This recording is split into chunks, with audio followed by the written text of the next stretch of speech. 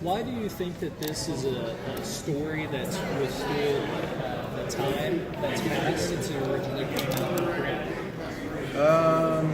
Well, I mean, the honest fact is the average person is the only Superman story anyone really knows who's not a comic book fan. And even if you don't know the story, the title sells itself. I mean, Superman is someone who's not supposed to die, so it's a easy sell, basically. The actual story, the actual event, some people may remember if they were around in the 90s, what a big deal it was. But I mean, they've done Superman dying is a kind of a reoccurring premise in a lot of his history. We did it on Justice League a couple of times, I think. They did it in Batman vs. Superman. I'm sure they did it on Smallville, probably 3 or 4 times. I don't know. So it's one of those stories that kind of writes itself if you just hearing the title. You just want to know what that story's about. So I think in this case, we actually got to adapt the actual story. I mean, it is an adaptation, but I think all the other versions, they just took the idea and stuck it in their own thing. And I think in this case, we're more like the actual event because we're doing it as part of a continuity. It's not going in, that's what's happening. It's not an afterthought. I mean, a lot of times Superman dying is a surprise within a bigger story, but we're leading with it. When you buy the movie, you know what's going to happen. So it's more about what Superman means to people and why his death matters. Was selecting Peter Tomasi, a comic book writer, to adapt it, was that a conscious choice for that reason? We always wanted to work with Pete on a lot of. I actually wanted him to work on some of our Damian movies because he's the guy that made Damian relatable. I think he humanized Damian in a way that I love what Grant did with him. He was fun, but he wasn't likable. And I think a lot of if Damian has worked since his creation with the readers, it's because of what Tomasi did with him in his books and how he softened Damian and showed his growth as a character.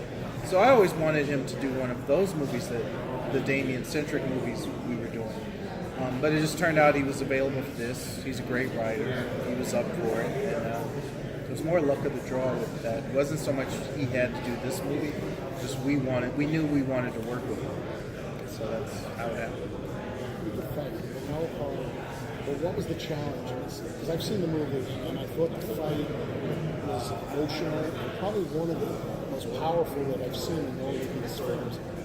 Can you talk a little bit about what went into it? Well, Jake went into it. No, Jake did the movie was so big, and because of the amount of movies we make per year, we had to split that one up between Sam, Lou, and Jake. And for me, Sam, I know, is really great with the emotional stuff. And I knew the structure of this movie was, the whole front part is basically just setting up the relationships and showing how they matter. And then the second half is basically the fight. And I knew that, not that Jake can't do other things, but he was really good at that kind of stuff.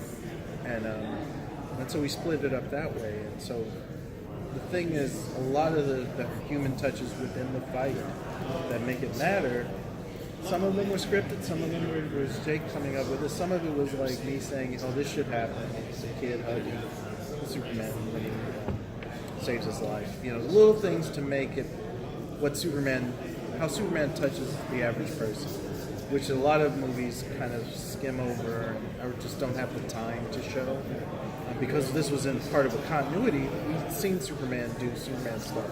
So it was more important to show his connection to people. And so that's what I think the fight did.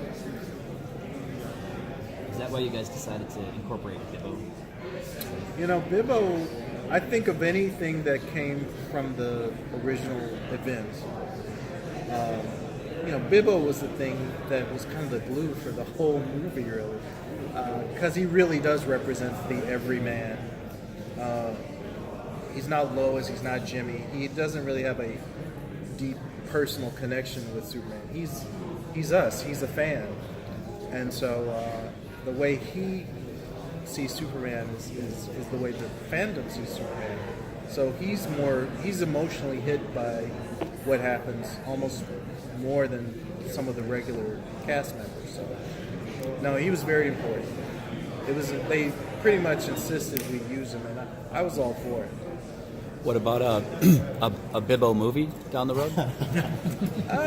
We'll see if this one sells. No, we won't. I have a Broadway Bibbo sketch on my wall, so you could make that worth money. Okay, hey. James, with Superman as a character, stepping outside the movie for a second, just Superman himself, why does he endure, do you think, and what do you think he represents to this world we're in now? Oh boy, that's a loaded question. I don't know. I don't have a. I mean, he's. I mean, well, if you want to, he's the ultimate immigrant. I mean, that's. Yeah, I mean, and of course now, more now than ever, he represents hope and the American ideal of coming here and making something of yourself and contributing to our society. So, yeah, he's the ultimate immigrant. Anything else? What was the? He died, Chris. Yeah. What was the thinking that went into the stinger that introduced the four? Because obviously you don't want to spend a ton of time on that, but you kind of have to establish it. Well, we knew we were doing a two-parter when they gave us the movie. It was like we knew the only reason to do it is to get to these other guys. I mean, there's other reasons. I mean, showing Superman what he means to people, but we knew going into making the first part that we had to set up the second part. And just as a fan, I know, for a lot of people, a lot of fans, they've seen this movie. They think they have. They're like, well, why would I possibly buy this again if I bought Doomsday, And so the teasers at the end, it was like to me, it was the added bonus of, see, we're giving you this thing that you didn't get in that other movie. And so it was very important to set them up in this movie because they play a huge part in the second movie. You consider getting Shaq back this year? Not once. With all those different stories, though, for the part two, I know this about part one, but just curious, in part two, you're bringing all these different Supermen. Is it tough to squeeze that into the time frame? It was a challenge, and I have to say that part is definitely looser. It's not as, again, that what happened in the comics not only affected Superman, it sprawled out into all of DC, whatever else was going on in the comics. And so we had to figure out a way to introduce those characters in a contained kind of way that had a beginning, middle, and end. So, and using some elements from the original stories, because the event of Superman dying took up a year, 2 years of comic book time, and we have 70 minutes. So, but I think we nailed, and this is more for next year when we promote that movie. But I think we set up those characters well. We tinkered with a little bit of their stories to make it work in the context of a movie. But I think they represent exactly who they were in the actual event. What's upcoming? I'm going to keep going. Oh, well, what's up? Well, What part can two. you talk about besides Part two is the anything? only thing I can talk about right now, and not much. And then you'll find out tonight what else is coming up, I assume. Is Superboy, 90s Superboy, in this second part of this, or is he more of an updated version? The leather jacket is very important. Well, I will say both. Because we're not doing it, we're not setting it in the 90s. But personality-wise, yeah, it's that. All of them are personality-wise the exact same characters they would have been in the 90s.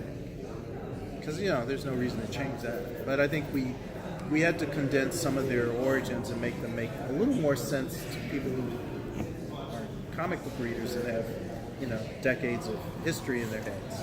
So but I don't think we compromise anything about who they are as characters. All their personalities are intact, their functions, their origins are pretty close. So I think the adjustments we made will work with the fans. Does Cadmus work into Superboy, or was that one of the adjustments? No. We give it its due. We give everything that's in the story for the most part its due. It may be contextually a little different, but you'll know where we came from. One more question. What makes you think when you receive the critics from the animated movies and they were very well received, whereas the live action features are not that well received? You say you should have talked to me, or I'm gonna teach you or something.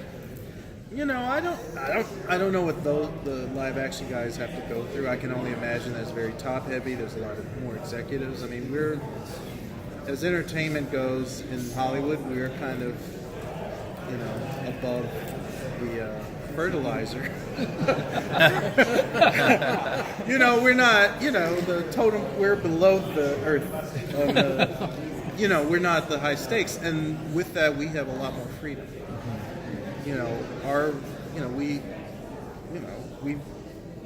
None of our projects are going to make $1 billion. So the more money tied to something, the other ones won't either. Well, I think the difference is there's some people who expect them to. Yes. No one expects us to make $1 billion, and so basically all I'm saying is we have a lot more freedom. And I don't, everyone always says, well, why don't they ask you guys? Well, those guys, if they asked us, we would probably have to do the same thing or work under the same conditions as the other guys. And so I don't know that we would come up with better or be able to do better things or different things. Everyone, they all look at our stuff anyway. What they do with it, they don't need us to tell them. They can buy it. Our movies are out. Our TV shows have been around for decades. Have you seen the streaming thing? I mean, it seems like that's going to give new life to a lot of these old shows. Yeah, I hope so. I mean, there's a lot of shows we did that either had a very low exposure to audiences for whatever reason, and I'm hoping. I mean, it's money on the table. I mean, we did all these shows that some people saw, not everyone saw, and I hope it gives some of them a second life to find an audience for $70.99 a month. I don't know. In Superman in the movie, did you have a favorite character that was in there? Well, Lois, because again, in this continuity, we only saw Lois once in the Throne of Atlantis. But even if you look back on that, we planted the seeds for what this movie shows happened. Rebecca Romaine is so good as Lois, and it's of course because she's married to our Superman. But it wasn't like we didn't think of it going into it. It was like, oh wow, what if we could get her? I don't know.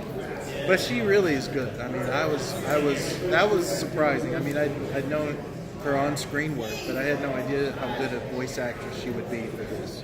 And I think Lois is the best thing in it. So, for me, yeah. All right. Okay. Thank you so much.